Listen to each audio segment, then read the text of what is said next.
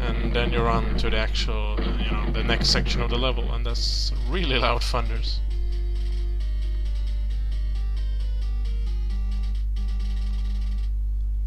Again with a classic Mega Man map.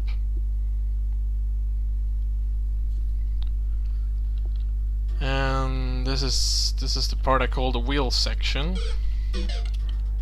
It's also the die section, obviously. And you're like, this doesn't seem so bad. Whoops. Yeah, friend of mine said those look like big stuff I can't say because people might get me banned on YouTube. But you get the idea. So yeah, I think one of my screenshots on the homepage is from this section, just about here I think. Except I don't kill myself on that part. Or that part. But yeah, here I had some little trouble with Multimedia Fusion 2. It's very heavy in that program to heavy performance wise to rotate objects, especially big objects. So basically I had all the wheels rotating in the beginning, but that just killed off the performance.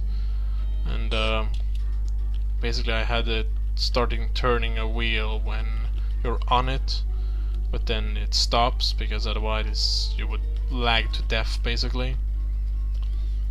So yeah, a little trouble there with performance, but was possible to solve it in a decent way. I mean, it's fairly satisfying.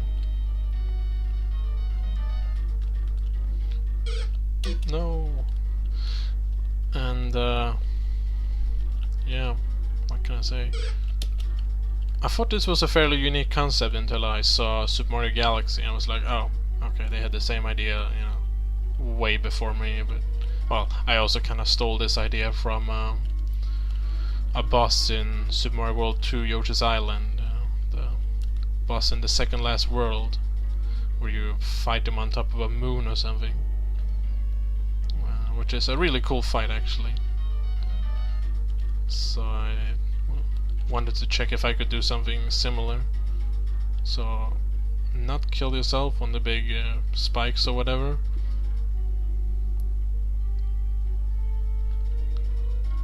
I can never remember which way this one goes, so jump right away. Okay, it's that way. Also remember that, the control gets inverted when you're upside down, which can get tricky if you forget about this. This is the hardest part, I'd say. Phew. And I made it. And here you get a save point, so you can just, you can rest. And then the second part, which is pretty cool also. And this wheel spins faster, so you gotta jump, which doesn't make any sense, because that just defies physics. Well, everything here does, but that's another story. I mean, jumping, shouldn't make you not shouldn't make you stop spinning, but yeah, whatever. It's Nintendo logic. Get used to it. So yeah, all you need to do is get through this tunnel of evil spiked pain with a couple of surprises, of course.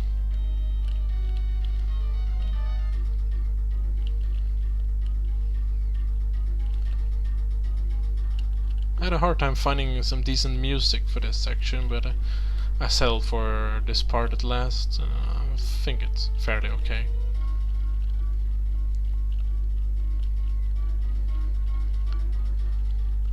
So it's raining spikes. If you jump, you get to see a little what's ahead. I don't actually know if it helps a great deal, but yeah, who knows.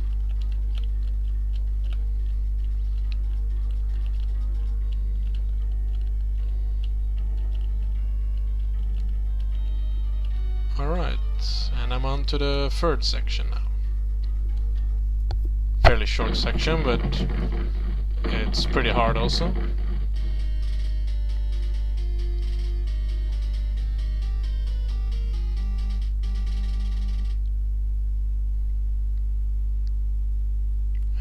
to the evil skull, but hey, anyone who played Mega Man knows the secret. Yes. First we have an evil spike room.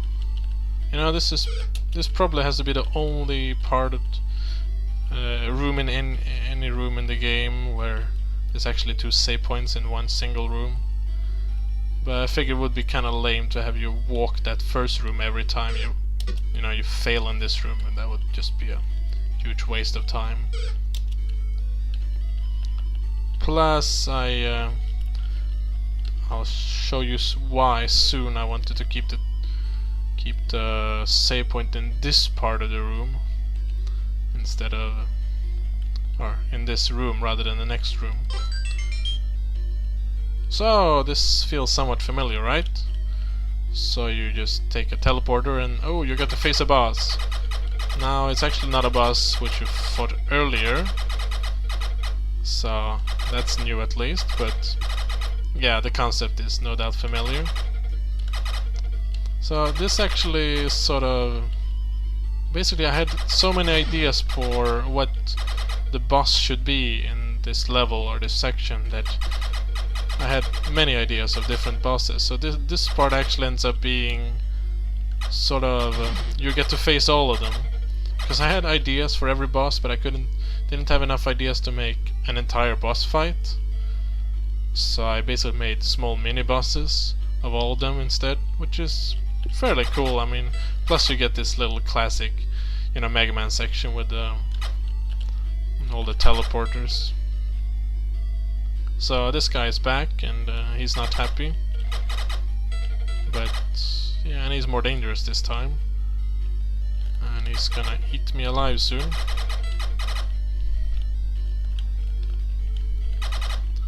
See if I can take him down. You wanna stay in the platforms in the middle, because then you will have time to either jump forward or back, and even loses his head. You want to stay in these 2 platforms in the middle, because then you can jump back if he appears close to you, so you don't get stuck in here if he appears in this pool next to me, and then he's gonna lava ball the section where I'm standing, and that's gonna get messy, which did happen once. So, and also you can see the kind of Metroid concept here, where there's gonna be a statue for every boss you defeat, and as you can imagine, eventually when you kill all of them, then you can go forward and get down there. So this guy, just like in Zelda, you have to reflect the shots on him. Shooting him, as you can see, there's nothing, the shots just go through him. So this guy is actually really easy. Just be patient, don't try to shoot the shots very close to you, since that might just end up killing you. I mean, this is really safe. And he can appear on top of you, but he will not kill you instantly when you touch him, so you have time to move. Kinda gentle boss for a change. And then we have this guy, who's not a Zelda boss, but you're gonna be extremely happy to kill him. Yes, it's Duck Hunt Dog. I always wanted to kill this guy, because he's a very bad person, or bad dog, so I think everybody will be happy to kill him. And he jumps up there doing his very evil laugh, and then he throws ducks on you. I mean, how many bosses throws ducks on you? And of course I died to him, that's so embarrassing. Okay, well, this is repeating a lot of bosses, so I'm basically just gonna give it one more try and then just save the recording where I make it, because I mean, it's the same every time. So actually I should start with this guy, because it's Thunderbird. And this guy is by far the hardest, as you can see. So I'm just gonna keep the try where I make it here to make the video shorter, because it's gonna be very long and repetitive otherwise. Okay? Okay, you should definitely start with the Thunderbird, because he is by far the hardest boss. He will kill you, or at least kill me, maybe you're better than me. 90% or even more of all the tries, so yeah, definitely do this guy first. That's all I can say. he will also start shooting faster and faster, so it gets really messy in the end. Like now, this is not cool because he wants to toast me real bad. Ha! And I got him. Well, after that I usually take the duck hunt dog. It doesn't matter that much because all of the bosses are much easier than Thunderbird. This run requires some proper timing, which I of course suck at, so I usually take him second because I got a tendency to mess up otherwise. You gotta time the jump over the tail, otherwise it will kill you. And you gotta time this bomb here, otherwise the ducks are gonna kill you. Once you have the ducks though, once you kill the ducks, you can get the P-Wing, and with infinite flying power, then yeah, this part is easy. I like how he's holding them up like he's strangling them and then releasing them. Obviously not how the original game goes, but oh well, there you have it. Oh yeah, by the way, you can't hurt him, but this gun can. Yes, it's the classic duck hunt dog, even with the black full background there coming when it shoots. And it kills him, and you win. That felt really good, I can imagine, for many people. This guy is just about being careful, especially if you've beaten Thunderbird, and heck, don't take any risk for this guy. I mean, he might take 30 seconds longer to kill, but you know, it's not worth risking your kill of Thunderbird for him, because he will go down easily if you're just careful. Yeah, he can even appear on top of you and not kill you, one of the few bosses who can do that. Well, he will kill you eventually if you just stand on top of him, but he will not kill you instantly because, well, that would be kinda evil when he can appear right on top of you. And then I usually do the slime guy. The only way to fail on him is pretty much to have a slime spawning just as you walk below him. And then it can fall down right in your head. So try not to shoot him just before walking under him. And you can also be a bit unlucky with the slime close by slime jumping just as you walk under him, and it hits you, but otherwise it's pretty easy. And the last one remaining is I think it's called Barba, which I don't know who came up with that, but yeah, the names of the Zelda monsters makes no sense. So yeah, now you finally get to kill this guy. You're advised to actually stand on those middle platforms, because if he would appear close to you now, then he would fireball the platforms where you stand, which is not gonna be too funny. Then you have to make a fairly perfect jump to not die. Well, if you stand in the middle, you get plenty of time to retreat back to another platform. And I win. Sweet. And then these statues will collapse, just like Metroid. I should even have added the Metroid theme here or something.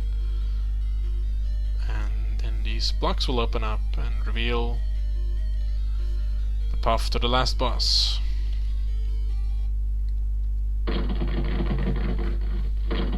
Some more thunder. So if you're not familiar with Mega Man here, you're gonna be like, what? You've beaten the last level. How can there be another one? I mean, it's not like they can... Oh! It's a fake skeleton. Skull. That's terrible. And I love this theme, by the way.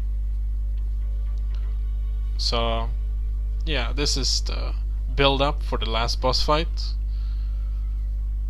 And, yeah, you might think these spikes will kill you, but no, they're not gonna do that. Well, if you jump into them, yes, but they will not fall. Which is pretty cool, because you're so psyched.